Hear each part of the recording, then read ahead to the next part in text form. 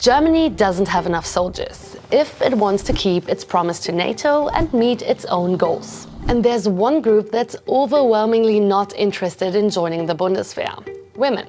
No way. I can't imagine joining. Taking stock. The promise: Germany wants to have 260,000 active soldiers ready by the mid-2030s. The target: 20% of soldiers should be women. It's all part of Germany's big defense drive. With threats from Russia in the east and an increasingly unreliable US in the west, Berlin wants to show it can mount its own defenses and step up for its allies. Here's some numbers to compare. The most recent report on NATO-wide gender statistics from 2024 shows the average share of women in the military at 13.9%. Germany sits right in the middle. Hungary had the highest percentage of women, while Turkey has the least. In Germany, the number of female recruits is rising. But despite Bundeswehr attempts to appeal to young women, it's by no means rising fast enough. So why do so few German women want to sign up? We took to the Berlin streets to ask. Also alles was mit anything to do with war or with violence, I don't stand for it. Dafür stehe ich nicht. Weil ich nicht für die Reichen Because I don't want to go to war for the rich. in den Krieg ziehen will. That's one of the main reasons. Because it doesn't fit into my life plans, with studies and work later on. Also ich kenne tatsächlich ein paar, die da auch nach der Schule hingegangen sind. I know a couple of people who joined up after school and they said that as a woman you're often confronted with sexist situations. Tatsächlich man auch sehr häufig mit sexistischen Situationen konfrontiert ist. Und ich finde auch I also think that Germany isn't doing much for young people right now, and I think it's weird that we should still go to war for Germany in an emergency. And some of those reasons are shared by German young men too, even by those that do sign up. Carrie Hoppe knows firsthand. She's a reserve officer in the German Air Force. When she signed up after finishing high school, she was looking for a challenge. And I always thought it was incredibly fascinating and was looking for a challenge and looking for a way to challenge myself to kind of get to know my physical and mental limits. Whilst also contributing something to society. Now she's also got a read on why so many others don't make that same choice. I think we've become very accustomed to the fact that we live a very safe and comfortable life in Germany. And sometimes if you're very safe and very comfortable, you're not particularly aware of the price that safety and that comfort and that wealth have. But women are specifically uninterested, and that's a problem for the Bundeswehr, says Sarah Nanni. She's in Parliament for the German Greens and their spokesperson for security policy. If there would be as much women as men who want to join the troops, we would not even talk about having problems with the personnel. One key issue: Bundeswehr culture. In January this year, one case caused outrage in Germany. A parachute regiment in a small town in western Germany, Zweibrücken. The German army announced it was investigating more than 50 of its soldiers for drug abuse, right-wing extremism, anti-Semitism and sexual abuse. The defense minister called the cases deeply shocking and vowed further investigation, which is still ongoing. The same regiment had already made headlines a few years before, when 2 soldiers were convicted of raping an 18-year-old fellow soldier. Zweibrücken reveals a deeper problem that the Bundeswehr just can't seem to shake. How women are treated in the daily life within the troops.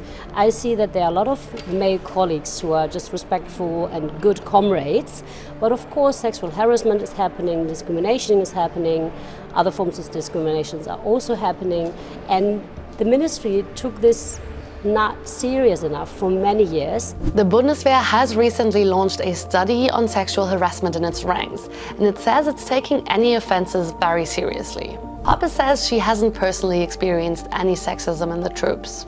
For one, I was very lucky to not experience any sort of sexism or structural discrimination just because I'm a woman. At the end of the day, the Bundeswehr is a reflection of general society, and you'll find all problems that we see in general society. What I do want to make clear, though, is that the Bundeswehr is very, very keen on handling those kind of instances appropriately and sanctioning them.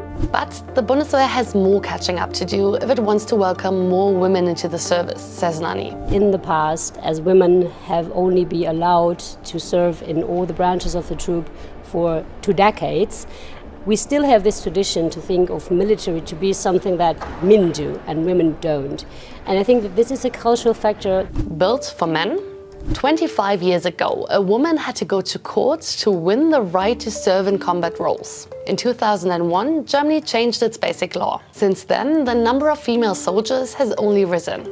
But still, a vast majority of those women are in support roles, mostly medical. That area is about 24.6% women, while the combat branch is only at around 10%. And with few women in high-ranking positions. While there are more today, there's still not enough role models. Here, Nanny and Hoppe agree. If you don't know any woman who served in the Bundeswehr, it's somehow hard or harder to kind of picture yourself doing the same job. So I think if there were more powerful female role models who've gone down that career path, I think we might see different recruitment numbers. They are visible, but of course there are not really a lot of them.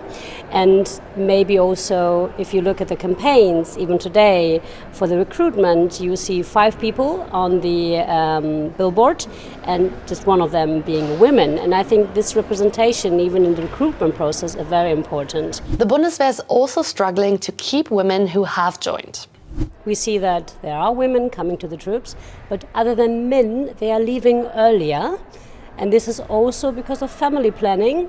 We see this in many businesses, in many branches, but for the troops it's especially difficult to align family and the service. The Defense Ministry says it's expanded options for working parents. Part-time models, flexible hours, childcare spots on some Bundeswehr sites. But by their own admission, service requirements come first. Flexibility only goes as far as operational readiness allows. Getting better? So how can the Bundeswehr attract more women? The first is representation, the second is taking seriously harassment and discrimination complaints, and the third would be to make it easier to be a mom and serve. This is also true for dads. Of course there's still issues, but I think the Bundeswehr is generally doing a good job of addressing those. What's important is that we really make clear that there's the same framework for men and women within the armed forces. You have the same opportunities.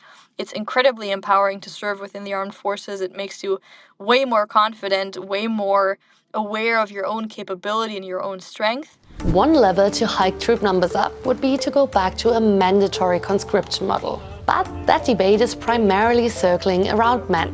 Why? Because in order to include women, the constitution would need to be changed. That would require an unlikely 2/3 majority. So the Bundeswehr has to count on voluntary recruits for now. And it has some work ahead if it's trying to seem more welcoming to women.